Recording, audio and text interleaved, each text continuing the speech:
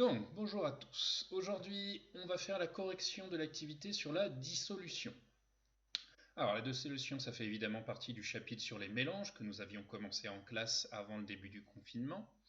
Et si vous vous souvenez bien, en classe, nous avions déjà réalisé des mélanges de plusieurs liquides. D'accord? De l'huile avec de l'eau, du lait avec du sirop de menthe, etc. Et puis on avait observé un peu qu'est-ce qu'il se passait lorsque l'on réalisait ces mélanges.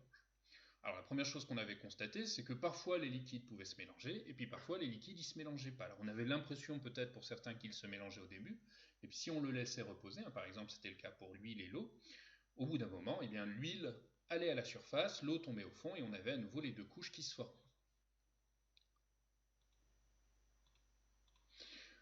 Alors la question qu'on s'est posée après, c'est puisque l'on peut mélanger des liquides avec des liquides, est-ce qu'on peut mélanger des liquides avec autre chose? Entre autres, est-ce qu'on peut mélanger des liquides avec des solides? Alors, ça, vous l'avez quasiment déjà tous fait un petit peu. À mélanger des liquides avec des solides. Vous avez déjà tous fait de la boue, je pense, à un moment ou à un autre. C'est-à-dire prendre de la terre, prendre de l'eau, on mélange ensemble, et puis ça fait une espèce de substance comme ça, où il y a de l'eau et de la terre. Sauf que vous avez peut-être déjà observé aussi à vos parents lorsqu'ils font la cuisine, entre autres, un des plats que vous préférez, à savoir les pâtes. Et la plupart du temps, quand on fait cuire les pâtes, on prend évidemment de l'eau dans la casserole. Et en plus de l'eau dans la casserole, on rajoute souvent une petite poudre blanche. Est-ce qu'on va pouvoir le voir, que vous connaissez tous? Bon, bah, c'est tout simplement du sel. Bon, d'accord, donc là, vous ne voyez peut-être pas, si, non, bon, c'est du gros sel, et tout simplement, bon, bah, on rajoute le gros sel. Enfin, moi, c'est du gros sel, la maison, vous utilisez souvent du sel normal. On mélange, et ce qu'on constate, c'est qu'au bout d'un moment, ce sel va finir par disparaître, ou en tout cas, on ne le voit plus. D'accord? Alors, petit point qui n'était pas directement dans l'activité, la question c'est pourquoi est-ce qu'on rajoute du sel dans l'eau? Alors la raison, c'est qu'en fait, l'eau salée se met à bouillir plus vite que l'eau sans sel. Donc ça permet d'accélérer la cuisson des pâtes, parce que l'eau va bouillir plus rapidement. Alors ça fait ça, et puis un deuxième effet, c'est que ça va changer très légèrement le goût des pâtes. Alors ça ne veut pas que les pâtes vont devenir salées, parce que le sel de l'eau va rester dans l'eau, ne va pas aller dans les pâtes, mais bon, il y a tout un tas de réactions chimiques qui fait que effectivement, ça va cuire les pâtes beaucoup plus rapidement. La question qu'on peut se poser, c'est bon, bah, je regarde avec mes yeux et puis je constate que je ne vois plus le sel dans mon verre ou lorsque vous faites cuire les pâtes, on ne voit plus le sel dans la casserole. La question qu'on peut se poser, c'est est-ce que le sel, par exemple, bah, il a tout simplement disparu? Est-ce qu'il s'est évaporé? Est-ce qu'il a tout simplement vraiment disparu? Voilà, il y avait du sel, il n'y a plus de sel. Et donc, bah, c'est la première expérience que je vous ai fait faire. Alors, dans l'expérience, je ne vous demandais pas de travailler avec du sel, je vous demandais de travailler avec autre chose que vous avez quasiment tous à la maison, à savoir du sucre. Et c'est pour ça qu'on avait cette première expérience. Alors, à la place du bécher, évidemment, j'imagine que vous avez tous utilisé un verre, tout ce qu'il y a de plus classique, de l'eau et du sel. Et à la place de la spatule qu'on pouvait utiliser en classe, tout simplement, vous avez tous à la maison une petite cuillère qui peut servir à mélanger. On a tous vu en classe qu'il y avait une façon de connaître la quantité de matière d'un objet. Tout le monde se souvient comment est-ce qu'on avait mesuré cette quantité de matière? Avec un truc qui ressemblait à ça. On l'a tous fait en classe, avec toutes les classes. Tout simplement, c'est une balance. Une balance électronique qui a un affichage. Alors la balance que j'ai moi, elle fait exactement la même chose que vous. Il y avait exactement les deux boutons qu'on a vus en classe. Le bouton pour allumer et pour éteindre. Alors la mienne en particulier, elle permet de changer l'unité, mais ça on va pas trop s'en occuper. Et il y a également une option, ce qu'on appelle la table. Donc ça on l'avait vu en classe, ça permet de ramener à zéro même quand il y a un objet dessus pour annuler. Bon. Et la question qu'on se pose maintenant, c'est bon, si je veux mesurer la quantité d'eau que j'ai, il y a deux possibilités. Soit je vais mesurer son volume, avec, vous vous souvenez, l'éprouvé graduée qui nous permet directement de mesurer le volume. Soit la deuxième possibilité, je peux également mesurer la masse du sucre ou de l'eau. Et comme ça, je vais savoir exactement quelle quantité d'eau j'ai. Donc, c'est la première expérience que je vous demandais de faire, c'était de mesurer justement la masse d'eau. Alors, on rappelle que pour mesurer la masse d'un objet, il faut donc allumer sa balance. Sauf que, attention, votre eau, vous n'allez pas pouvoir la poser directement sur la balance. Si je pose l'eau directement sur la balance, évidemment, l'eau va aller partout. Donc, qu'est-ce que je fais? À la place, j'utilise mon récipient. Le problème, c'est que mon récipient, lui aussi, il a une quantité de matière. Hein. On le sent, hein, quand on tape dessus, il y a de la matière, il n'y a pas de problème. Donc s'il a de la matière, il a donc une masse. Donc il faut faire attention que lorsque je mesure avec la balance, je ne mesure pas juste la masse de l'eau, mais je vais également mesurer la masse du verre. Et donc pour savoir quelle est exactement la masse de l'eau, je vais commencer par mesurer la masse de mon verre, et quand je mesurerai la masse du verre avec l'eau, il faudra bien que je fasse attention à supprimer la masse de mon verre. Donc, bon voilà, je fais ma première mesure. Moi, dans mon cas, je me rends compte que j'ai 276 grammes pour mon verre. Donc évidemment, vous avez eu quelque chose de différent. On fait bien attention de noter ça quelque part. Hein, attention, lorsqu'on fait les expériences, on en avait parlé en cours, il faut toujours noter tous les résultats que vous obtenez. Parce que sinon, après, vous allez oublier, et puis si j'oublie, je ne sais plus quelle mesure il faut faire.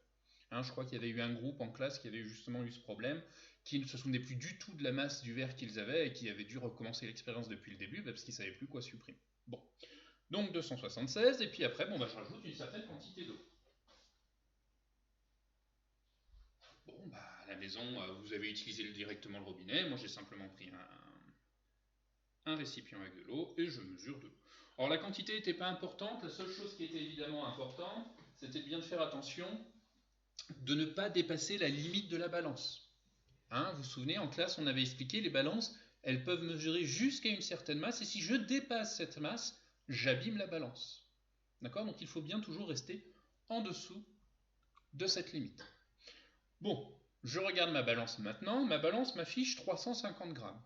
Par contre, est-ce que ça signifie que j'ai 350 grammes d'eau? Évidemment pas, tout à fait. Il faut maintenant supprimer la masse que nous avions du récipient. Donc 350 moins, puisque nous l'avions noté, 276. Et on obtient donc la masse de l'eau, et moi j'obtiens donc 74 grammes. Et nous pouvions donc indiquer sur notre expérience la masse avant le mélange. Donc c'est vraiment juste la masse de l'eau. Alors évidemment, moi j'ai 75 grammes, vous remplacez par la valeur que vous avez mesurée vous-même. D'accord? Et maintenant, je vais mesurer une masse de sucre. Alors exactement comme pour l'eau, évidemment, le sucre, je ne vais pas le poser directement sur ma balance. Pour la simple et bonne raison que si je le mesure directement sur la balance, il va partir partout et je ne vais plus arriver à le mettre dans mon récipient. Donc il faut utiliser un autre récipient. Alors, vous pourriez utiliser un autre verre, évidemment il n'y a pas de souci. En physique-chimie, on a plutôt tendance, vous l'aviez vu en classe, vous vous souvenez, je vous avais donné des petits verres à montre, vous l'avez fait également, je crois, en SVT, lorsque vous fallait mesurer des choses ou préparer des choses, on utilise tout simplement des petites assiettes. Exactement comme pour l'eau, je commence par mesurer la masse de mon assiette. Il se trouve que dans mon cas, je trouve 115 grammes. Ça, c'est pas très important encore à ce stade-là, mais il faut le noter. Et ensuite, comme à la maison, vous pouviez utiliser du sucre. Moi, j'ai du sucre tout simple. Et même chose, la quantité n'est pas très importante. Le tout, c'est à nouveau de ne pas dépasser la limite de votre balance.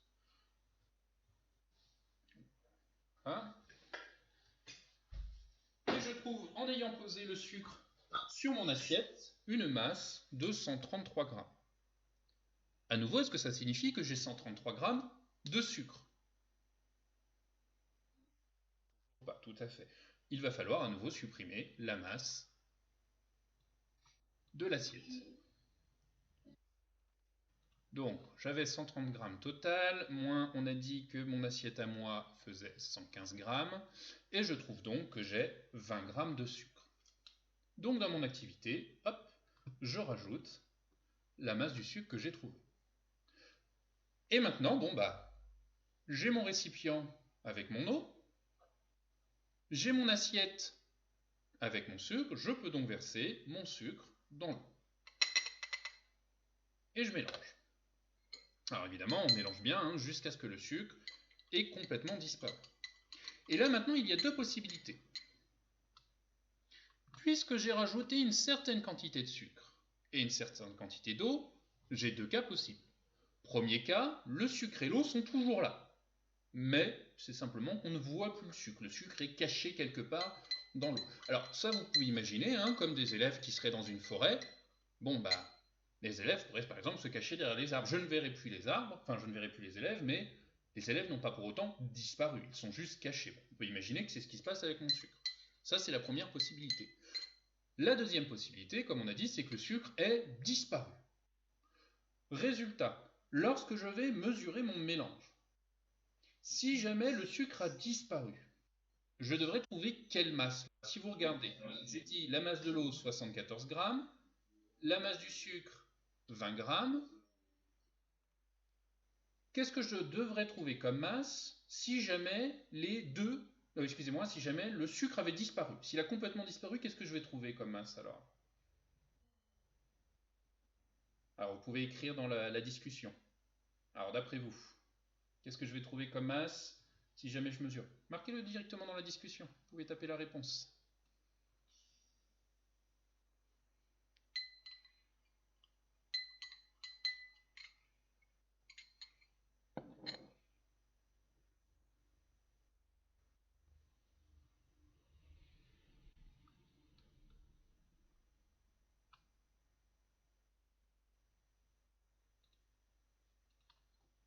La masse du liquide, dit Louane, très bien. Est-ce que tout le monde est d'accord avec ça? Juste la masse de l'eau, c'est le liquide, très bien.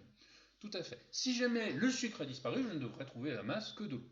Maintenant, si jamais le sucre est simplement dissimulé dans l'eau, c'est-à-dire que je ne peux plus le voir, mais il est toujours là, il est juste caché. Qu'est-ce que je devrais trouver comme masse à la place?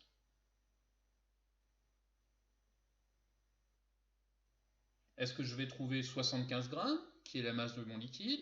Est-ce que je vais trouver 20 grammes, qui est la masse de mon sucre? Ou est-ce que je vais trouver encore autre chose?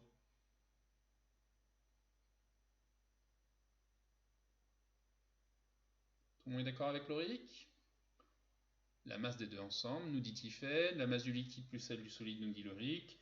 Adèle nous dit la masse de l'eau plus du sucre. Oui, tout à fait. On devrait trouver, puisque j'ai mis une certaine quantité d'eau et une certaine quantité de sucre, s'ils sont tous les deux là, eh bien, je devrais trouver le total. Eh bien, faisons l'expérience. Je retire ma petite cuillère. Je mets sur ma balance le verre qui contient le mélange. Et là, je trouve 364 grammes.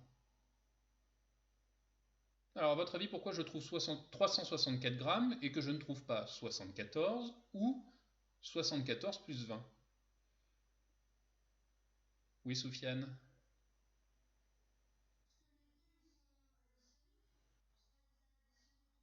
Ah bah, si on les additionnait, on devrait trouver 94. Et moi, je trouve 364. D'un point de vue de l'expérience, qu'est-ce qui reste, Ben Bala?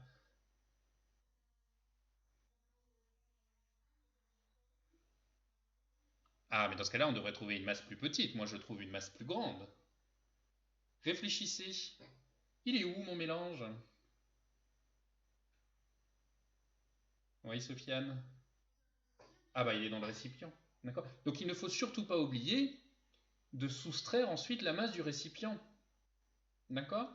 Donc, mes 367 grammes, je supprime la masse de mon récipient, et donc c'est pour ça que je vous rappelle que tout à l'heure, je vous ai dit qu'il était très important de noter sur un bout de papier la masse de votre récipient, parce que sinon, vous n'allez pas avoir le bon résultat. Et je trouve, effectivement, alors là, je trouve 91. Pourquoi pas exactement 94? Tout à fait, effectivement, comme tout à l'heure, vous avez un camarade qui a dit il y a peut-être des gouttes qui vont rester. Bon, moi, j'ai encore un peu de sucre qui est resté sur mon assiette, mais clairement, ce que l'on ne retrouve pas, c'est pas la masse de l'eau. Donc, résultat, lorsqu'on réfléchit, on nous demande de faire une remarque sur la masse du bécher qui contient l'eau sucrée en le comparant avec les deux masses déjà mesurées. Qu'est-ce qu'on en déduit? C'est ce que vous m'avez dit tout à l'heure. On en déduit que la masse du mélange,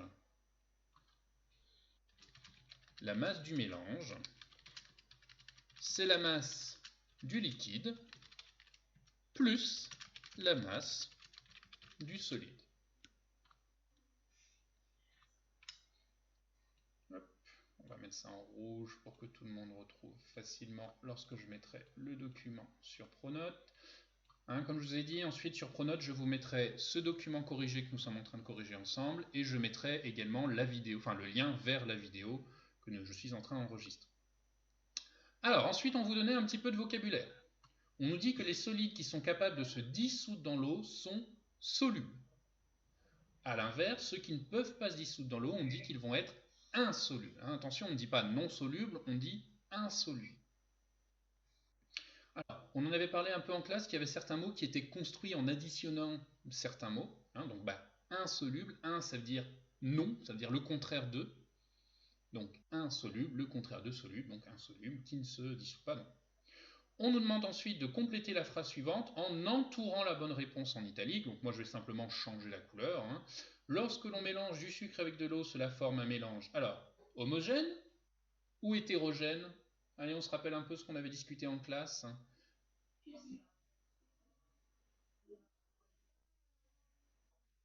Alors, ça voulait dire quoi, homogène? Allez, allez, on réfléchit un peu. Adèle? On ne distingue pas les deux éléments. Alors, résultat, quand je mélange mon sucre dans mon eau, est-ce que je peux distinguer les deux éléments? Évidemment pas. D'accord? Donc, on a bien, dans ce cas-là, un mélange homogène. Oui, envoyez plutôt des messages.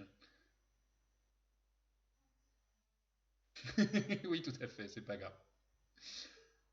Alors, on peut en déduire donc, est-ce que le sucre va être soluble ou est-ce qu'il va être insoluble dans l'eau? Si on a dit, lorsque je mélange, il disparaît. Insoluble, vous êtes sûr? On rappelle, on a dit que insoluble, c'est qu'il ne peut pas se dissoudre. C'est-à-dire qu'il ne peut pas se cacher. Donc si je suis homogène, ça signifie que je ne peux plus voir. Donc effectivement, hein, comme je vois les gens qui mettent dans la discussion, c'est très bien. Effectivement, dans notre cas, on peut dire que le sucre est bien soluble. Très bien. Ça a décalé un peu. Hop. Donc,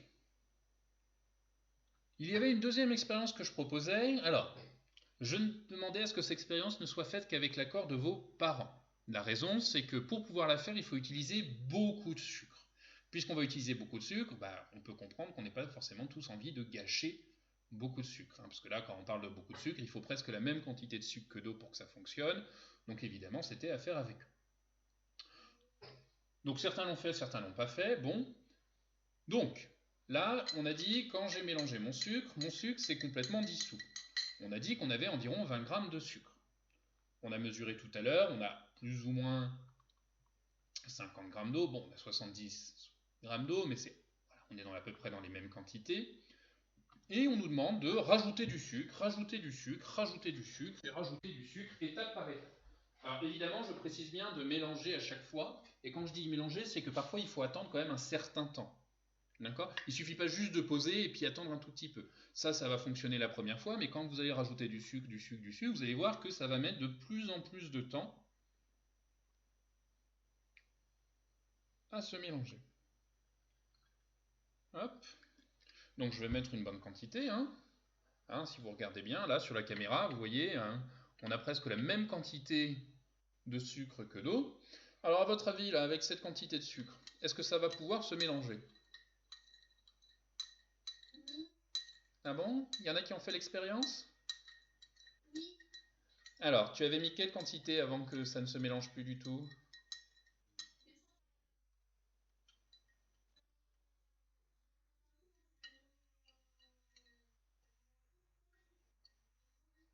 Voilà, avant que ça commence à plus se mélanger.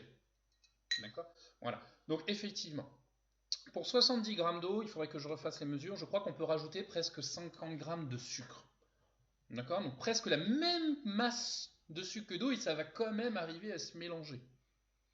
Est-ce que vous connaissez une boisson comme ça où on a environ presque autant de sucre que d'eau?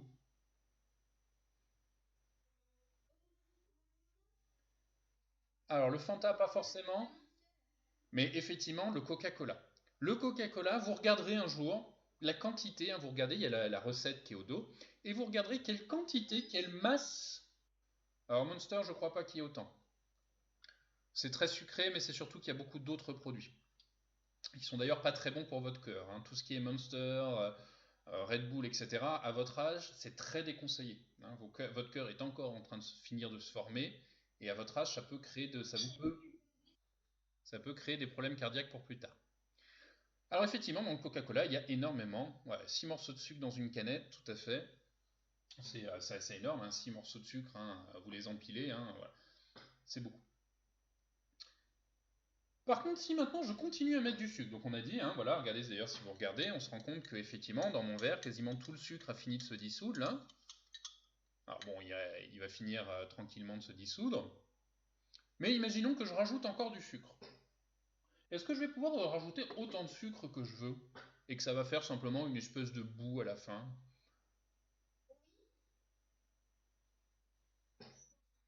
Non, effectivement. À la fin, donc ça va commencer par former d'abord un sirop, hein, une eau qui va être très très épaisse. Vous allez sentir quand vous allez tourner votre cuillère dans l'eau que même si vous ne voyez pas le sucre, l'eau est devenue beaucoup plus épaisse. Hein, c'est ce qu'on appelle un sirop, c'est ce qui est utilisé pour faire les bonbons entre autres. Mais si je continue à rajouter du sucre, au bout d'un moment, le sucre il ne va plus se mélanger et il va simplement commencer à s'accumuler au fond. Dans ce cas-là, donc d'abord on nous demande de cocher la bonne réponse. Est-ce que je peux rajouter autant de sucre que je veux ou est-ce qu'au bout d'un moment je ne peux plus mélanger? Bon bah ça on l'a dit à l'oral, effectivement au bout d'un moment je ne vais plus pouvoir mélanger. Et dans ce cas-là, on dit que lorsqu'un soluté, on va reparler après de qu'est-ce que c'est qu'un soluté, ne peut plus se dissoudre, la solution est alors saturée. Oui Inès? Non? Tu levais la main? Non, tu ne levais pas. D'accord. Donc on dit dans ce cas-là que la solution est saturée. Attention, il faut bien préciser qu'elle est saturée en sucre. Parce que si je prends un liquide qui a été saturé en sucre, est-ce que je vais pouvoir y dissoudre, par exemple, je ne sais pas moi, du sel? Eh bien si. C'est-à-dire que si une solution est saturée au sucre ou si une solution est saturée en sel, vous pouvez quand même y rajouter d'autres solides. Donc là, je pourrais encore prendre 20 grammes de sel, le rajouter dedans et ça arriverait quand même à se mélanger. D'accord? C'est simplement qu'une fois que je suis saturé dans un solide, je ne peux plus rajouter de ce solide-là, mais je peux en rajouter de d'autres types. D'accord? Donc, attention, là, deux mots importants. On nous parle de soluté et on nous parle de saturé. D'accord? Ce qu'on appelle la saturation, comme on a dit, c'est quand il y a tellement d'un solide dans un liquide, eh bien, qu'on ne peut plus rajouter de ce solide. Maintenant, l'autre mot, c'est le soluté. D'accord? Un soluté, c'est ce qu'on a écrit après, c'est le solide que l'on mélange dans un liquide. D'accord? À l'inverse, dans ce cas-là, le liquide, c'est ce qu'on va appeler un solvant. Alors, solvant, vous en avez peut-être déjà entendu parler, on en parle un peu aux informations, on parle qu'il y a certains produits chimiques qui sont utilisés par exemple comme solvant pour les parfums. C'est-à-dire que ce sont des liquides qui vont permettre de dissoudre des solides. Pourquoi c'est important et qu'on ne parle pas juste de l'eau? Parce que est-ce qu'il n'y a que l'eau qui peut dissoudre les solides? Bah, évidemment pas, hein. C'est-à-dire qu'il y a des solides, par exemple, qu'on peut dissoudre dans l'huile. Alors, éventuellement, vous pourrez faire l'expérience à la maison. Vous essayerez de dissoudre du sel, par exemple, dans de l'huile. Hein, vous prenez une dizaine de grammes d'huile, juste d'huile, et vous essayerez de mélanger un peu de sel dedans, et puis vous regarderez ce qui se passerait, ce qui va se passer. Ce que vous allez vous rendre compte, c'est que le sel a beaucoup plus de mal à se mélanger avec l'huile qu'à se mélanger avec l'eau. Alors ça, la raison, il y a des raisons physiques derrière, mais on ne va pas forcément parler ici, d'accord? Mais tous les liquides ne peuvent pas dissoudre les mêmes solides. Dans tous les cas, le liquide, on va appeler ça le solvant, et le solide, on va appeler ça le soluté. Ça, c'est vraiment simplement des définitions, c'est du vocabulaire qu'il va falloir connaître. Alors, une fois qu'on a fait l'expérience avec notre sel, on va faire l'expérience avec, hein, on avait dit, d'autres solides. Alors, je vous avais mis toute une tas de solides que je pensais que vous pourriez facilement trouver dans votre cuisine. Alors, j'avais mis ce qu'on appelait du café lyophilisé. Hein, c'est le café que l'on dissout, qui n'a pas besoin de filtrer, hop, on le dissout juste et puis on boit. Ensuite, le café moulu. Le café moulu, vous savez, c'est celui qu'il faut mettre dans un filtre. Ça, vous avez peut-être vu les parents déjà faire. On verse l'eau dans le filtre et le café moulu et on récupère juste le liquide. Et après, bah, la poudre elle-même, il faut la jeter. D'accord? Elle n'est pas comestible. Alors, certains s'en servent par exemple pour tuer les fourmis. Hein, c'est très utile. Hop, on met ça dans une petite assiette, on met ça dehors. Les fourmis viennent le manger et ça permet de se débarrasser des fourmis. Bon. Autre chose qu'on pouvait utiliser, le sel. Bon, c'était peut-être un peu moins intéressant parce qu'on l'avait déjà vu avant, mais éventuellement. Du poivre. Alors, j'ai quelqu'un qui m'a posé la question, est-ce qu'il fallait prendre du poivre moulu ou du poivre complet? Les deux marchaient. Hein, les deux sont des solides et vont donner le même résultat. On pouvait utiliser différentes épices. Alors, ce que je me suis rendu compte, c'est que les épices, en fonction du type d'épices que vous avez utilisé, vous n'avez pas obtenu les mêmes résultats. D'accord? Donc c'est pour ça que pour certains qui m'ont répondu à propos des épices, je leur avais demandé de m'indiquer quelles épices ils ont utilisées. Donc, ça c'est important. Attends, je finis ma phrase et je te réponds. Donc, pour ceux qui ont utilisé épices, vous rajouterez tout à l'heure, on en parlera dans le schéma, vous préciserez bien quel type d'épices dans le titre de votre schéma. Allez, il y a quelqu'un qui avait une question.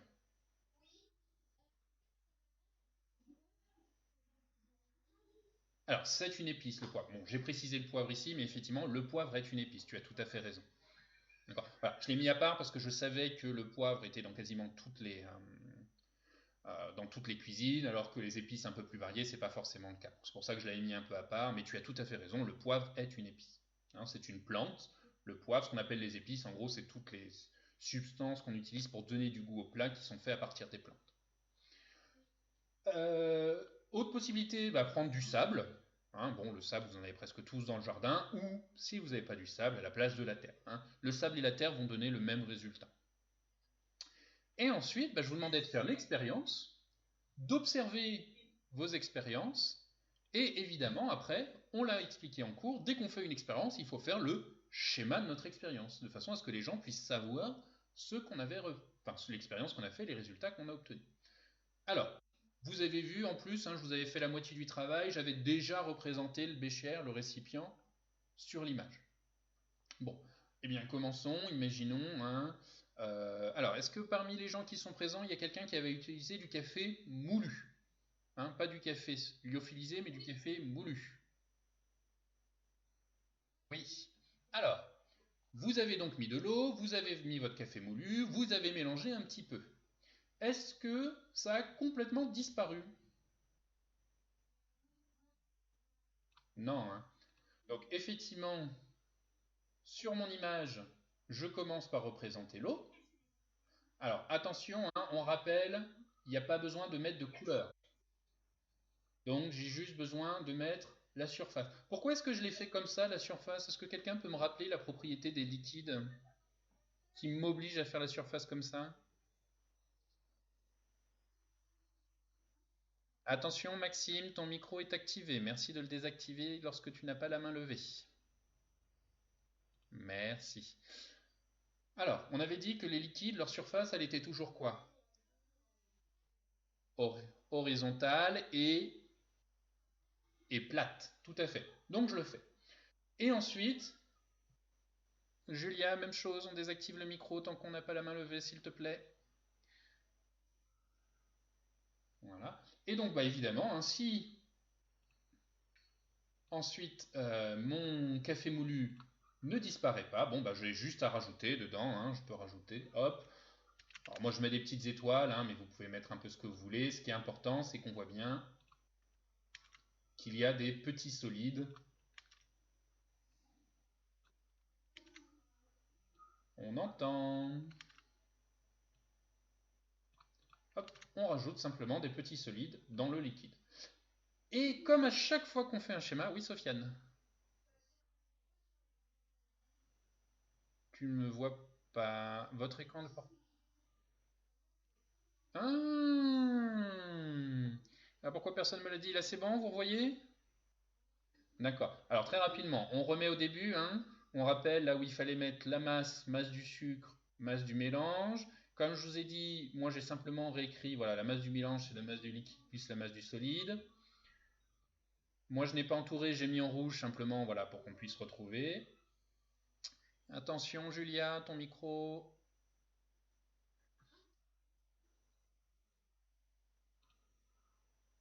Voilà. Donc je ne pouvais pas mélanger autant de sucre que je voulais, voilà. Et donc évidemment le schéma. Alors, est-ce qu'il est complet là mon schéma? Est-ce qu'il ne mange pas quelque chose de très important?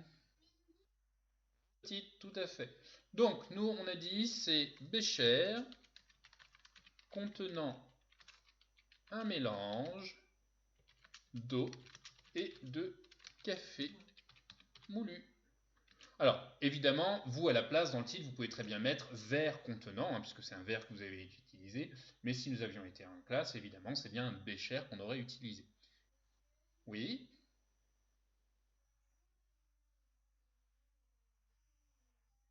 Alors, tu as mis quoi comme phrase?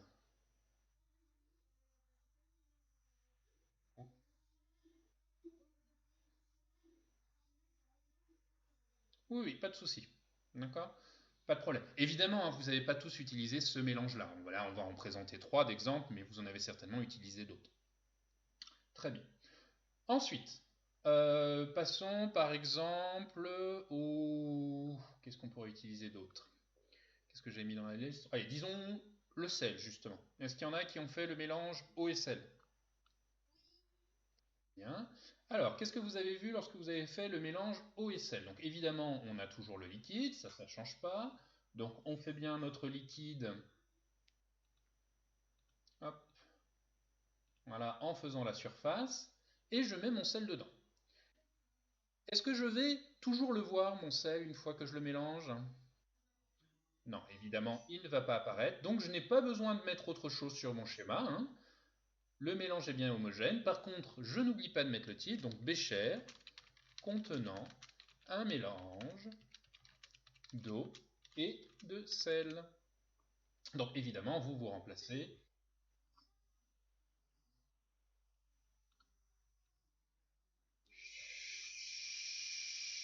S'il vous plaît.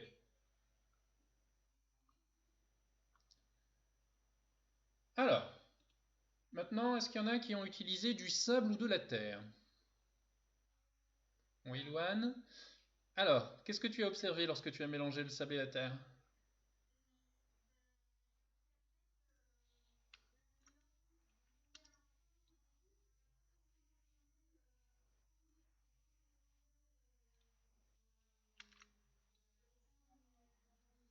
Très bien.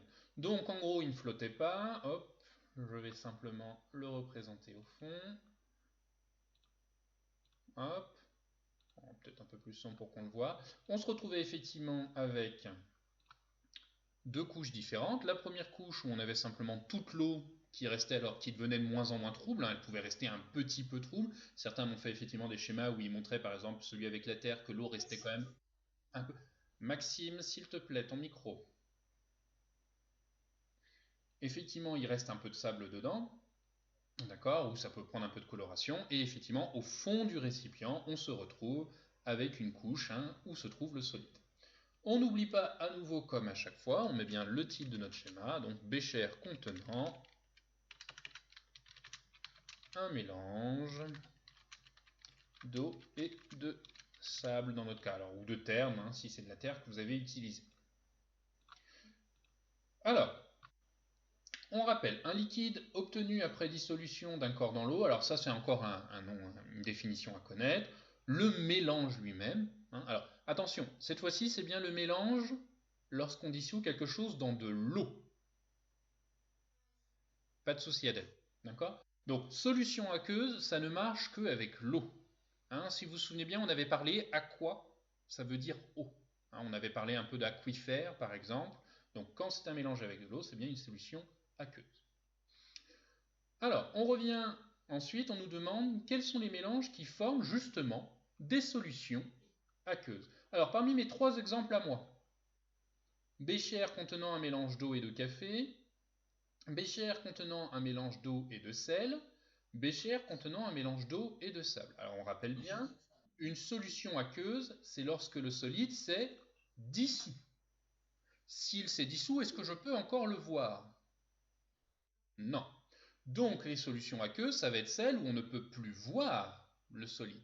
Alors, parmi mes 3 exemples, résultat, lesquelles sont des solutions aqueuses? Bah, écrivez-le moi, tiens. Hein, on rappelle, eau et sable, eau et sel, eau et café.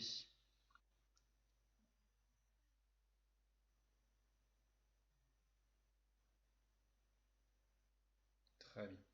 Alors, évidemment, vous, à la place, vous allez utiliser vos mélanges à vous, hein. Vous regardez les 3 mélanges que vous avez faits, vous observez lequel d'entre eux forme un mélange où le solide s'est complètement dissous, c'est-à-dire où on ne peut plus voir le solide, et vous pouvez le rajouter dans les réponses. Donc évidemment, moi je vais le rajouter, hop, ici. Seul le mélange, attends, je te réponds à ta question en 2 petites secondes, seul le mélange de l'eau et du sel a formé une solution aqueuse. Donc évidemment, vous, ça, vous le corrigez pour vos mélanges à vous, hein. Vous n'aurez peut-être pas les mêmes solutions aqueuses. Peut-être que vous n'avez aucune solution aqueuse parmi vos 3 expériences. Peut-être que vous n'avez que des solutions aqueuses si vous n'avez pris que des solides qui se dissouent, d'accord? Ça, c'est vraiment à vous de le corriger en fonction de Vos.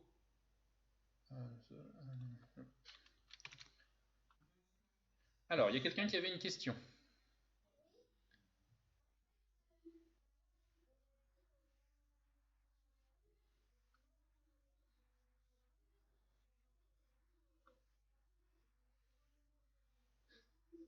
Oui, tout à fait. Pourquoi? Homogène, c'est quand tu ne vois plus la différence. Donc si le solide s'est bien dissous, donc si j'ai créé une solution aqueuse, c'est bien que mon solide s'est complètement mélangé avec mon eau. Donc il a formé une solution homogène. Donc une solution aqueuse sera effectivement une solution homogène. D'accord? Voilà. Ça ne signifie pas tout à fait la même chose, mais effectivement, hein, une solution aqueuse sera une solution homogène, puisqu'il faut que ça soit complètement dissous. Très bien. Résultat, deux possibilités. Est-ce que tous les solides sont solubles dans l'eau, ou est-ce que seulement une partie des solides sont solubles dans l'eau? Oui, Inès.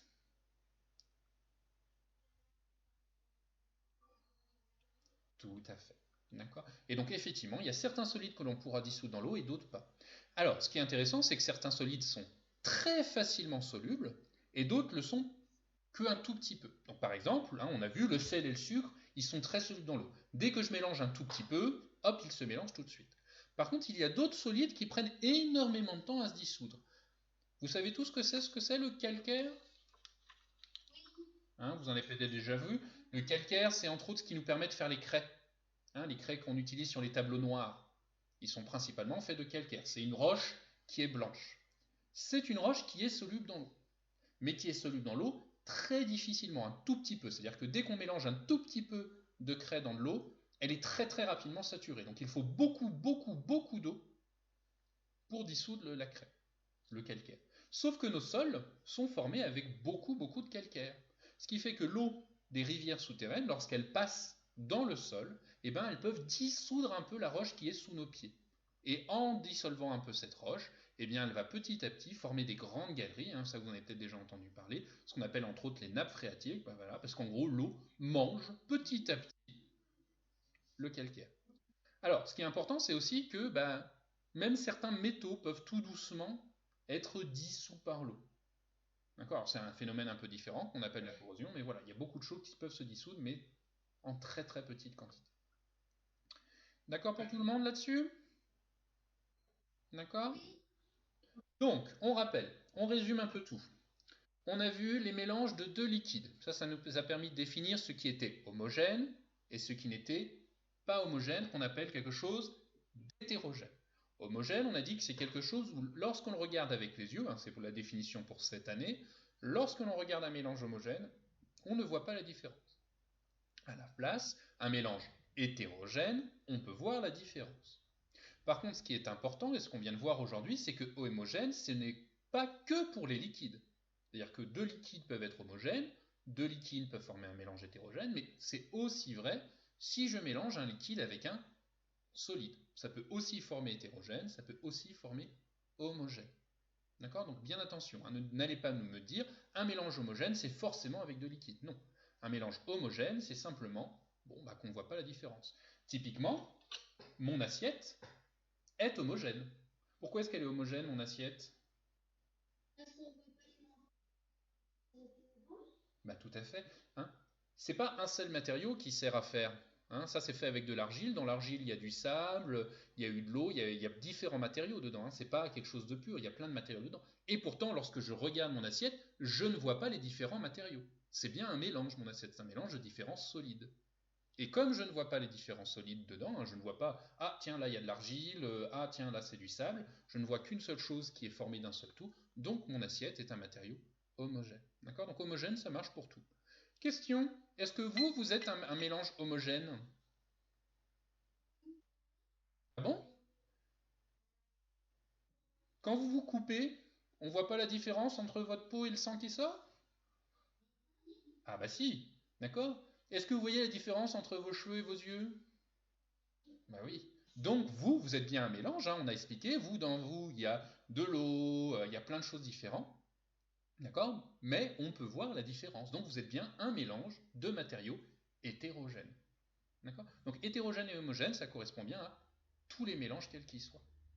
Et en plus, aujourd'hui, on a vu qu'est-ce qui était soluble et non soluble. Donc soluble, c'est quand c'est un solide qui peut former un mélange homogène. Et insoluble, c'est quand par contre ça va former un mélange hétérogène que ça ne va pas disparaître. Et attention, quand on dit disparaître, ça veut juste dire qu'on ne peut pas le voir. Ça n'a pas vraiment disparu. C'est toujours là. Comment on sait que c'est toujours là? Eh bien, puisque lorsque je regarde la masse de mon liquide et la masse de mon solide, je mélange tout ça ensemble et je retrouve bien à la fin que j'ai toujours l'eau et le solide. D'accord? Le solide n'a pas disparu, c'est juste caché au milieu du liquide. Ça va pour tout le monde? Est-ce qu'il vous reste des questions, jeunes gens? Non? Donc, vous avez vu que hier, sur Pronote, je vous ai mis des exercices pour lundi prochain. D'accord? Ce sont des exercices justement qui portent sur tout ce qu'on a déjà vu. Donc, sur homogène, sur hétérogène, sur soluble, sur insoluble, et un peu sur le vocabulaire qu'on a vu aujourd'hui. D'accord? Donc, vous me faites tous ces exercices, vous les déposez sur Pronote. On est bien d'accord, normalement, on les corrigera ensemble en classe la semaine prochaine. Normalement, il n'y a pas de souci, on doit se retrouver en classe lundi prochain. D'accord? Eh bien écoutez, moi, sauf s'il y a d'autres questions, je vous libère et je vous dis à lundi prochain. Oui, alors, une question à la fois. Oui,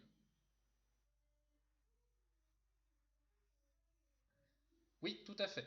Comme quand on est en classe, les activités qu'on vient de corriger aujourd'hui, vous la mettez bien dans le cahier. Vous collez, s'il vous plaît, pas de bruit quand les gens posent des questions. Ensuite, vous collez évidemment la feuille des exercices que j'ai donnés aujourd'hui et à la suite, dans votre cahier, vous faites les exercices normalement exactement comme quand on est en classe. D'accord pour tout le monde? Très bien. Il y avait une autre question. Non, il n'y avait pas d'autres questions? Bon. Eh bien, bonne journée à vous, jeunes gens, à lundi prochain. Au revoir.